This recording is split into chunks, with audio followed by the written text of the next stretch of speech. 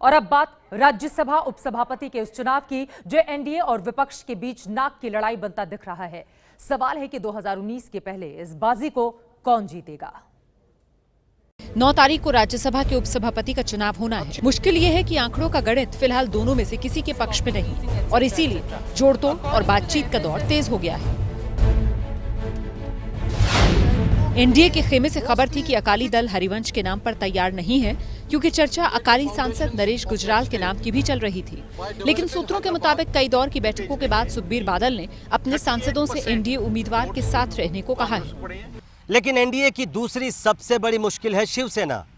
खबरों के मुताबिक बीजेपी अध्यक्ष अमित शाह ने शिवसेना प्रमुख उद्धव ठाकरे को फोन कर उपसभापति पद के चुनाव के लिए समर्थन मांगा है। मुझे लगता है कि चुनाव 9 तारीख को है।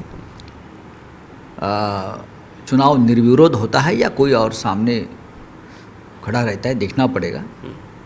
लेकिन हमने तो अभी कोई निर्णय नहीं लिया है। पार्टी का निर्णय भी 9 तारीख को ही होगा।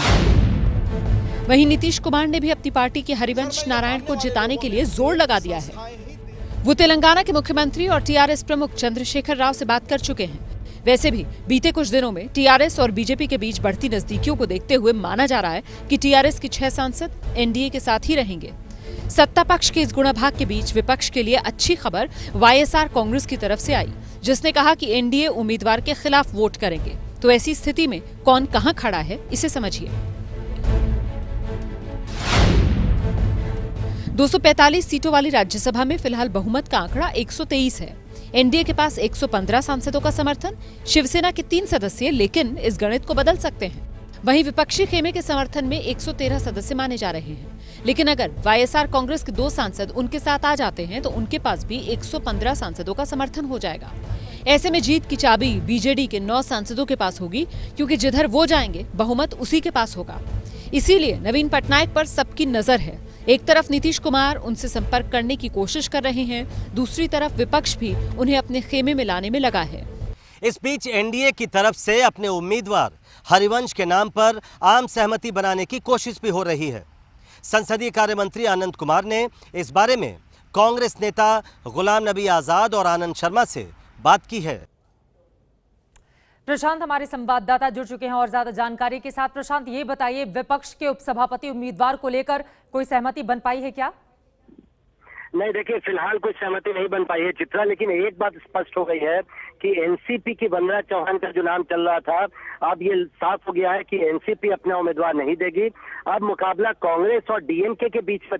हमारी जानकारी जहां तक है कि डीएमके भी अब मुकाबले से हट गई है, तो उम्मीद ये की जा रही है कि कांग्रेस का ही कोई प्रत्याशी, कांग्रेस का कोई नेता इस विपक्ष की ओर से उम्मीदवार होगा। और इसमें बीके हरिप्रसाद और केटीएस तुलसी 2 नाम फिलहाल हमें जानकारी मिली है कि उन पर विचार हो रहा है, लेकिन इनके अलावा भी कुछ नाम है जिन पर विचार हो सकता है। तो उम्मीद है कि आज देर रात या कल सुबह विपक्ष के उम्मीदवार पर फैसला हो जाएगा।